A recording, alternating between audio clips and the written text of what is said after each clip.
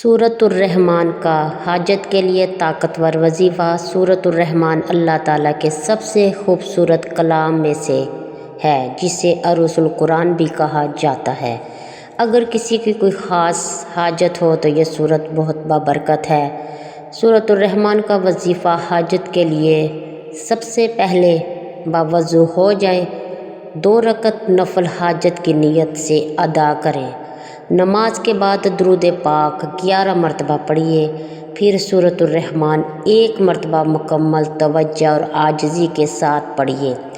جب بھی یہ آیت آئے فَبِأَيِّ آلَاءِ رَبِّكُمَا تُكَذِّبَانِ تو دل میں اپنی حاجت مانگیے۔ آخر میں پھر 11 مرتبہ درود پاک پڑھ کر اللہ تعالیٰ سے خصوصی دعا کریں، اور اس کے پڑھنے کا وقت یہ وظیفہ جمعرات یا جمعہ کے دن کرنا بہت زیادہ افضل اور فضیلت ہے، لیکن آپ اپنی حاجت کے لیے کسی دن بھی یہ عمل کر سکتی ہیں۔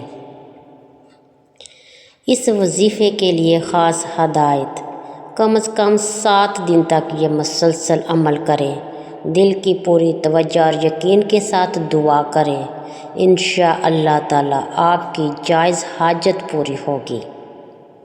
چینل کو لائک اور سبسکرائب کر دیں۔